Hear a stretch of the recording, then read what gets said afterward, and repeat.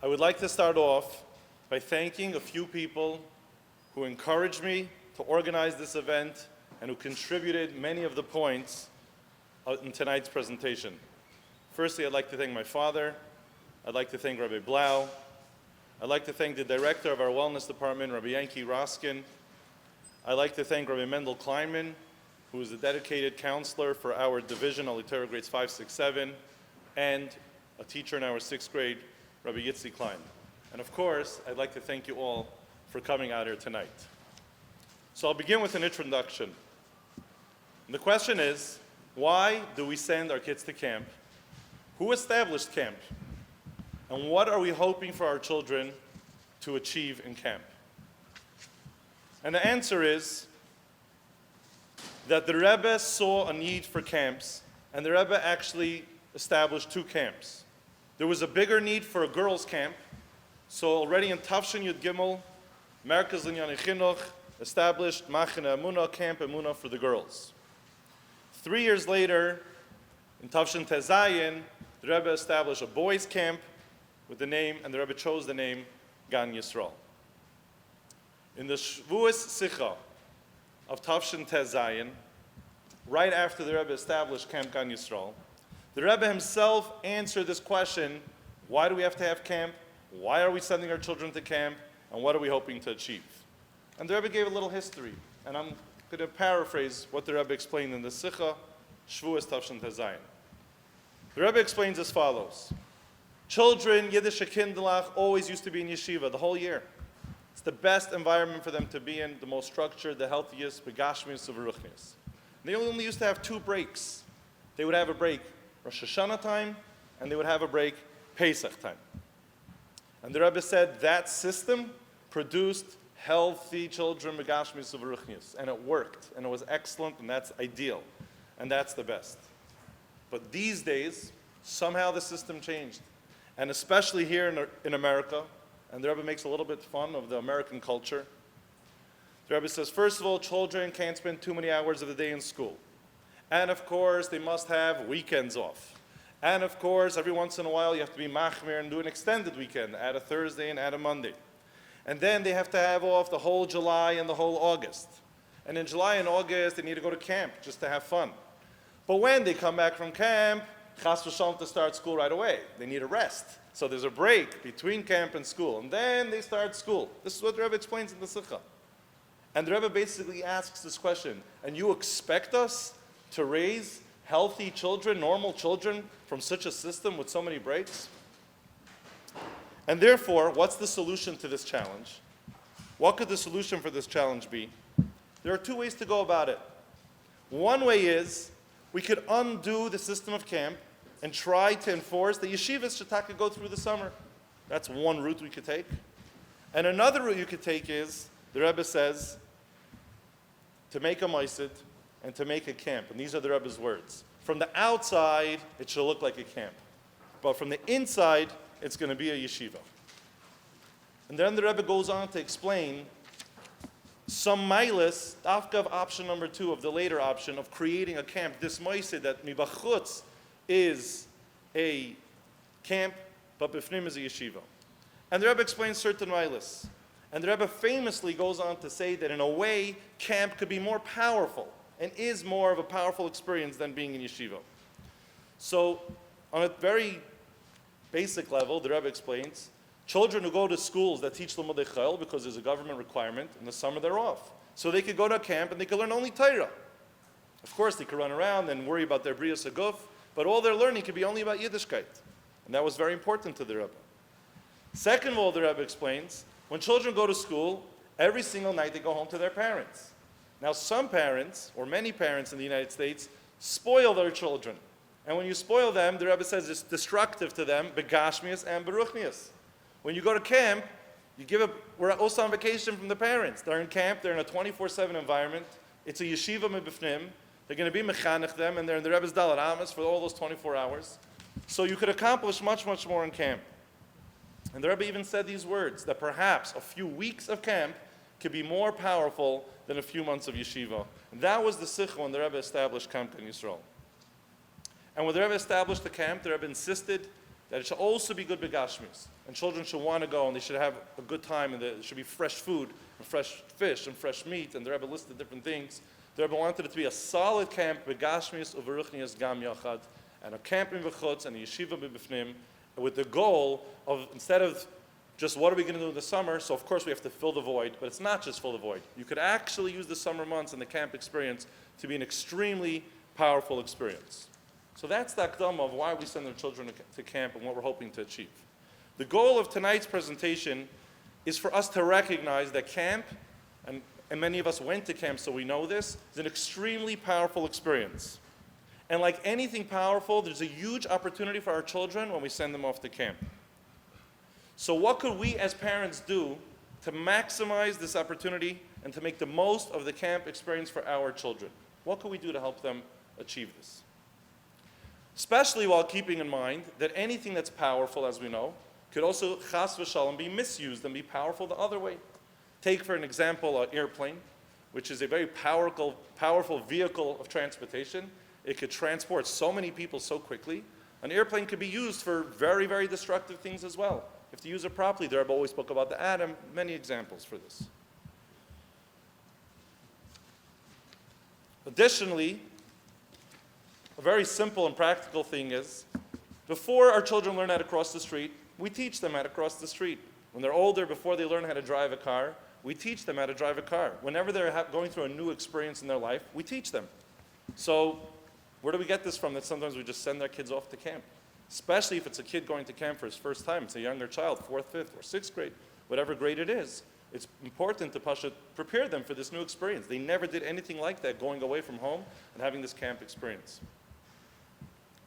So therefore, because camp is so powerful and it's so new to them, it's that much more important than even other new things in their life that it requires us, the parents, to prepare them for this experience. So the goal of tonight's event is to share some pointers and some thoughts of ways that we could be supportive parents to our children before we send them off to camp, namely by having the right conversations with them. We strongly believe that preparation is power. When you prepare somebody for an event, they're empowered to be successful in that event. A good parent doesn't just protect their child from the world. A good parent prepares their child for the world. And that is the ultimate protection. And before you send your child off to camp, with this great opportunity, having these conversations with your child in advance can make all the difference. In camp, children can learn independence, they can meet new people, they can learn new skills, they could express new talents, they could shine in areas that are not afforded to them to shine in yeshiva or at home, such as drama, music, art, sports, and most importantly, they could grow beruchnias, like the Rebbe explained in the Sikha, in a much more powerful way, and their hiskashrus to the Rebbe, as we see, the poil in camps, could be increased and enhanced in a much more powerful way that a yeshiva could accomplish in a couple of months. By having these conversations, we really give our children that sense of empowerment and that confidence. They could go to camp, they could be matzliach, they know what's expected of them, they know why they're going to camp, and then it could be the positive experience that it's meant to be and the powerful experience that it's meant to be. Additionally, if you speak to your son about camp before he goes off to camp, you accomplish that many children have some anxiety before they go to camp. They're worried, they're nervous, especially if it's their first times. Some people each year, they're nervous. So if you speak about it, you're putting your son at ease and you're helping him go through and dealing with this anxiety that he may be dealing with. So one last akdama about these important conversations that have to happen between a father or a mother and a child before going to camp. One last akdama is that you know your child the best. You know your child better than I do. I'm going to suggest a lot of pointers tonight and a lot of different thoughts and some perspectives. Some of them, it's nishnageya to your son. You don't have to mention it. And also how and when to tell this to your child. Some parents like to do the talk. They sit their kid down, they say, you're going to camp, we must speak to you, and you have the talk. And some people, it's better for the child or better for the parent. You'll be mindful of the points we spoke tonight. Friday night on the way to shul, you bring up something. Friday night on the way home from shul, you bring up another thing. Certain points are appropriate to even speak about at the Shabbos table. For example, why the Rebbe established camp. And different things could come up, but you have 2 weeks between now and camp. to kind of cover all these points, and only the ones that you feel necessary at the right time, at the right place. The presentation will have many different points, so I divided it, and of course there's overlap, but I divided it into 5 main categories. General points, wellness, physically and emotionally, safety, social, responsibilities, and ruchnius. So those are the 5 categories. I'll say them again. General points, wellness, physically and emotionally, safety, social, and responsibilities and ruchnius. So I'm going to start with general points. First of all, tell your child why you're sending him to camp.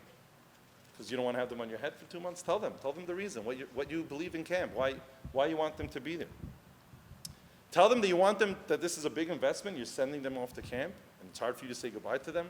I'm not saying you have to mention about the financial part, but it's a big move to send your kid to camp, and you're doing it because you want them to make the most out of their summer.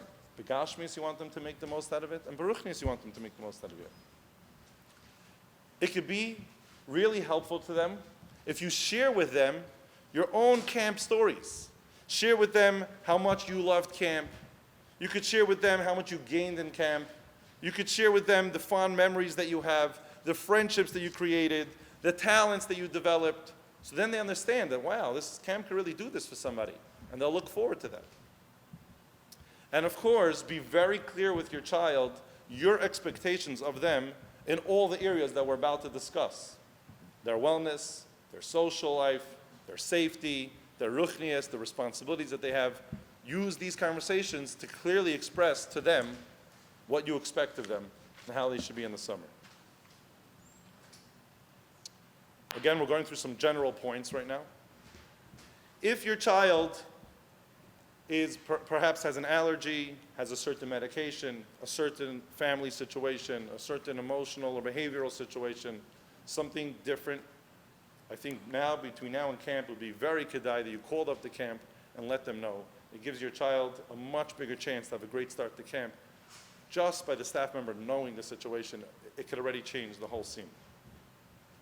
It's also very important, I think, to convey to your children that they're going to camp, they're having a counselor. And the counselor's dafka inexperienced. It could be his first time dealing with children. He's not a tati, he's not a mommy, doesn't necessarily know how to raise children. But he's going to camp for the right reasons. He's going because he wants to be a counselor in the Rebbe's camp, because he wants to work with children, and he wants to be mechanic them. You have to explain to your child that in the summer, you're not there for them. In school, things could go wrong with their friends, perhaps with a staff member. Every night, they get to go back home to their parents. In camp, you're not afforded that opportunity. Tell them how important it is that they have an excellent relationship with their counselor, and that their counselor might make mistakes, just like maybe a mommy and tati can make a mistake. And that they must have a good relationship with their counselor, and their counselor is the most important staff member in camp who's going to be there for them, and it's important that they give the counselor a chance, cooperate with him, and work with him, and recognize the value that the counselor has for them instead of just fighting with their counselor or being upset at their counselor. So now let's cover a couple of wellness points, physically and emotionally. It's completely normal for a child to feel a little anxious before he goes off to camp, especially he's going to be away from home and maybe for his first time. So here are a few tips. First of all, allow him to talk about his fears. Don't just say, oh, I know you're nervous to go to camp. Let him talk about it. Allow him to talk about it. Why? Because when you allow him to talk about it, you're going to actually find out what his fears are. There could be 10 different fears about going to camp. You don't know which fear your son has. He might not be worried about missing you or missing his mother. He might have some fear about a friend. He might have some fear about taking care of himself. So allow him to speak about it, and then you'll actually find out what his worries are, and then maybe that could develop into a very helpful conversation. Number 2, the etzem fact, usually that you allow him to speak, that itself is sometimes the answer, just letting them share it with you. After they share with you what their fears are, if they have, now then there are some children that are looking forward to camp. I'm not saying everybody has anxiety, but there's some children that do, so we're talking about them. After they shared with you what their fears are, now you could discuss it with them, you could show them that you understand it, you could validate it, you can normalize it. It's totally normal to worry that you're going to miss us, and things like that, and then they're more at ease. What we also need to be careful about is that parents are worried to send their kids to camp. I'm worried when I send my kids to camp. Any normal parent is going to be worried when they send their kid to camp. Is this child going to be well taken care of? Is this going to be a good experience for him? And our worries and our children's worries might not be the same. So when your child comes to you with his worries about camp, don't start imposing your worries on him. He has enough to deal with. Your worries, you could deal with yourself or somebody else. But you don't have to share those worries with your child. And for some children, the very simple exercise of just telling them what camp is and how camp works, so they know what to expect, because they were never there, that's all they need to hear. So you tell them in camp, there's bunkhouses, there's offices, and you start describing a camp, and everybody has been to a camp. You tell them you have a counselor, you're going to have a learning teacher, there's a head counselor. I remember when I went to camp the first time, so when you arrive in, it was the second month. So when you arrive in camp, the guy who's like the macher who comes to greet the new kids was an office boy. Comes with his whistle, with his clipboards, he's making sure all the kids got off the bus, they got here, he's telling us where to move our luggage. He was such a macher. For 2 weeks I thought he was the head counselor.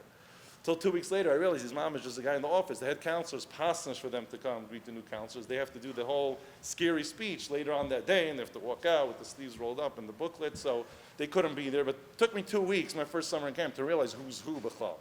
And obviously you're not going to show pictures and say names, or maybe you will, but just to tell them that there's a counselor, there's a learning teacher, there's head counselors, and there's learning directors. Then there's other support staff. There's a general manager, there's a director, there's usually a nurse, there's lifeguards. You go through that. There's how you sleep. What does the sleeping look like? There's bunkhouses, there's bathrooms, there's shower houses. Just describing to them what to expect, what camp looks like, how they're going to spend their summer. For a lot of children, that's all they need, and it puts them at ease.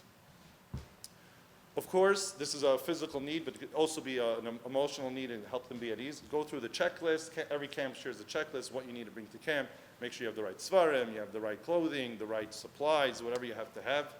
And of course, make sure that your children don't take to camp anything that the camp asks that should not be brought to camp.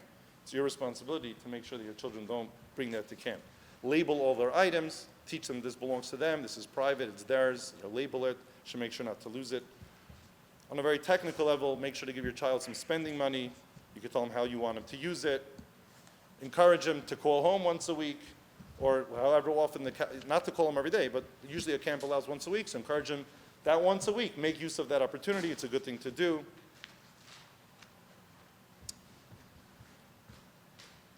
And let's talk for a minute about being homesick.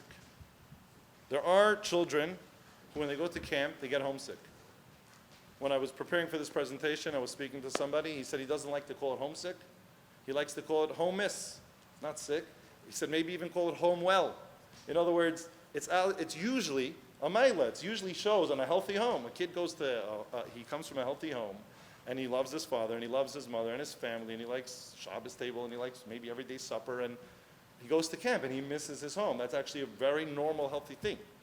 But when you're from camp, you're going to have to deal with being homesick.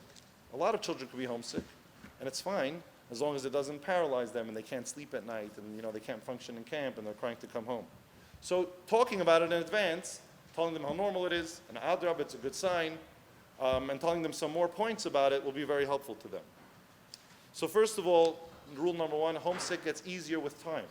And you could explain to your child that all camps that I know have a rule that you're not allowed to call home the first week of camp. So instead of your son going to camp, being homesick, now he's angry, camp doesn't let you call till next Tuesday. Explain to your son, camp does it for a reason. They're smart.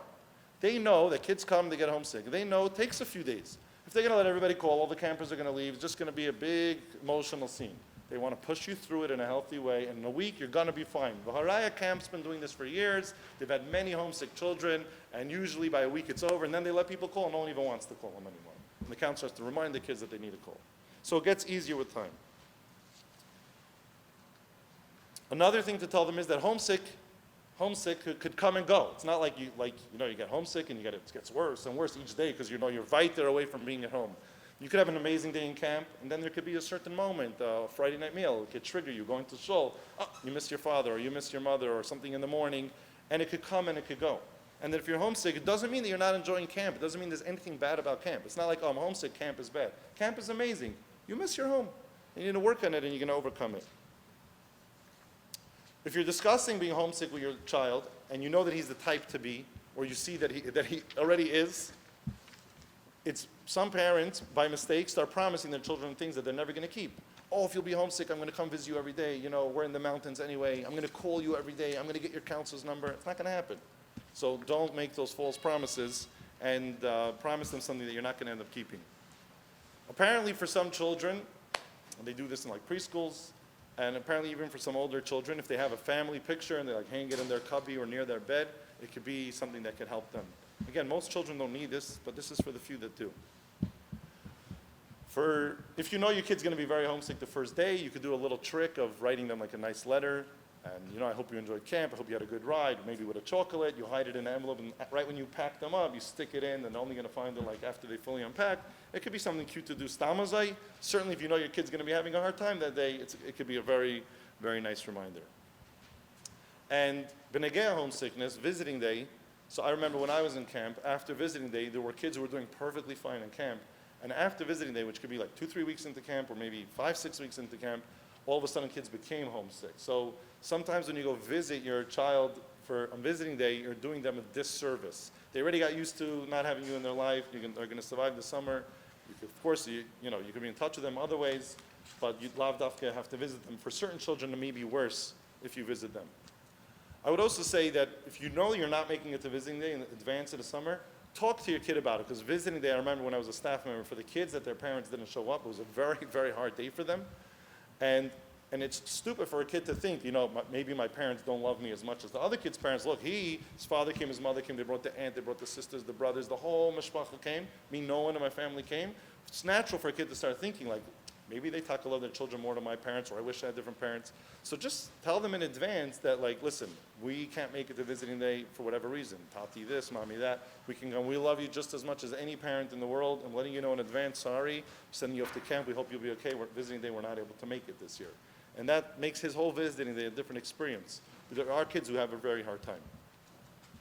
Let's talk about now, we already went through the topic of general points. We went through wellness. Now let's talk about safety. Tell your child that you want them to follow all the camp rules. You want them to always be with the camp, to never, ever wander off. Never go places that camp told them clearly are off limits, like going to the lake or to a certain area in the camp or woods or places that could be dangerous things.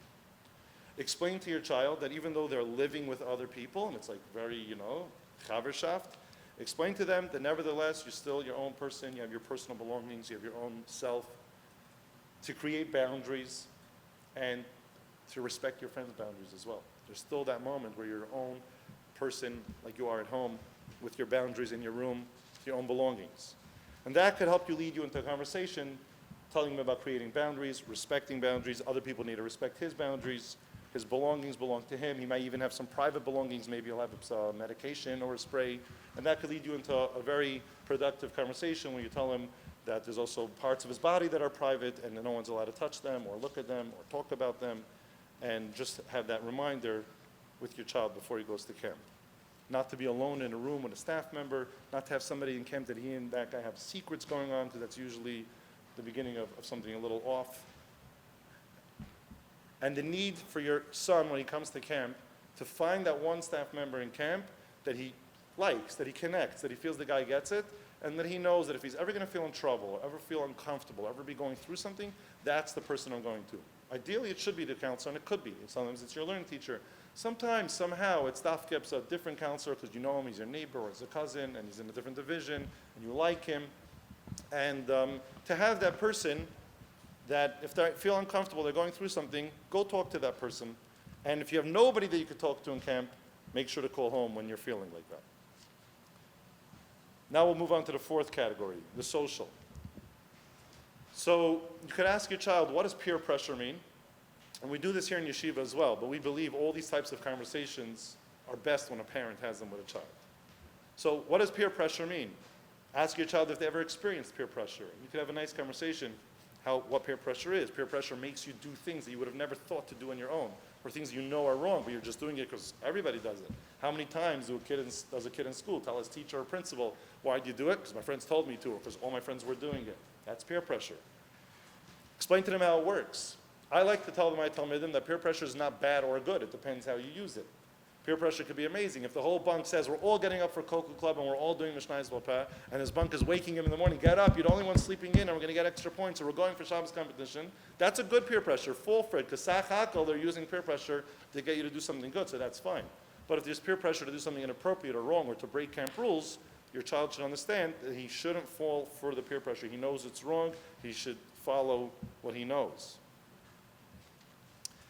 Explain to your child that peer pressure in camp is much worse, because here there's peer pressure every single day in school. You come home, you're safe.